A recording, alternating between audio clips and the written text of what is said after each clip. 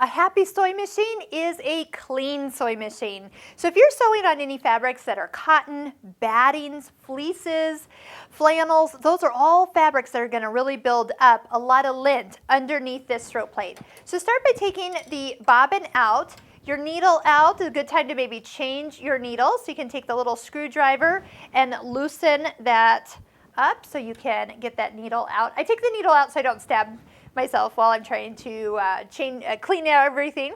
Touch the little lever on the back, that will drop the foot off. And now use the little screwdriver to take the screws out of the throat plate. Once they get loose enough, you can kind of give them a little spin with your fingers. If they're really tight when you first get the machine, just give them a good little twist and those will come looser. Oh, come on out. They are coming. So this is something that you want to do every few bobbins. If you ever get any thread breaks, you skip some stitches, this is usually the first place I'll tell people to go. And also change the needle. That's a very easy fix. But once you get in here, and I'm going to just lift this whole little plate up and off, you want to go ahead and next take the bobbin case out. That's this whole entire black area.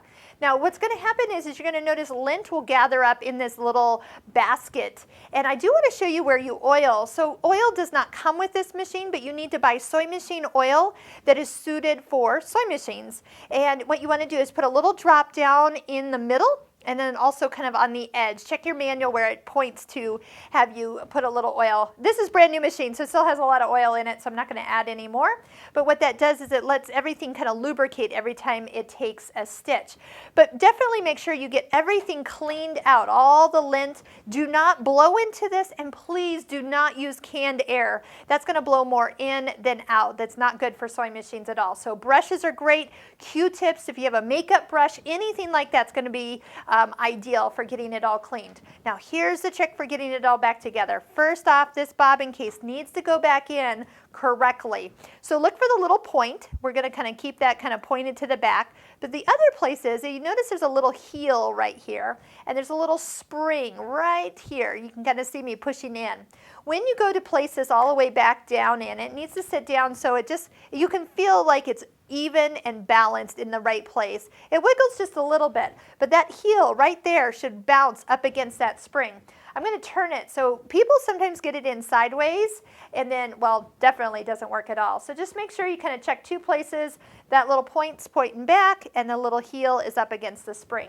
Once you have that all positioned, once again, you place your throat plate back over. It should really just sit in one place, and then go ahead and tighten those screws. I will put the needle in absolutely last. It's a lot easier than trying to do it before I put the presser foot on.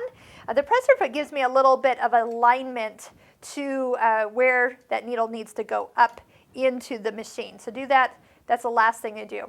The other thing that I always guide my students to do is after you put your needle back into the machine is always use your needle threader. Why?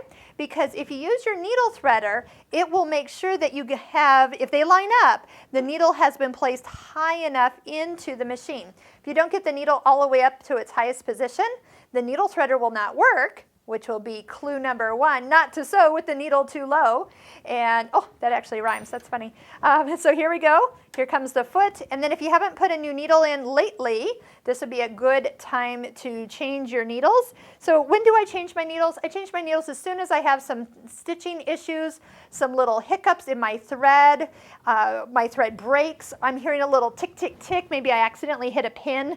That's definitely the time to change the needle as well. So I'm just going to give that screwdriver, I'm not tightening it too tight. I need to, if you're using your hands, make sure you tighten it, but don't crank down on it. That will make that screw not work very well. So let's see if the needle threader test works. So I'm going to lower down the presser foot. That gives a little bit more resistance. And my needle threader lines up with the hole of my needle, so I know that I got it all the way in there. I just didn't let it pull through enough loop that I can get a hold of it. There it is. Then we'll put our needle back, or our bobbin back in, and we'll be ready to stitch. So make sure that you do this on a regular basis. Also make sure that if you're having any trouble, about once a year, have your sewing machine cleaned by a sewing machine person. They know how to get all the other parts oiled, because this is just the part you and I take care of. But in the rest of the machine, there's a lot of moving parts that need lubrication and cleaning and adjustment over many years of sewing. So make sure it doesn't go long time between services. If you want this machine to last, that is truly something you want to get in the habit of doing, is have your machine serviced.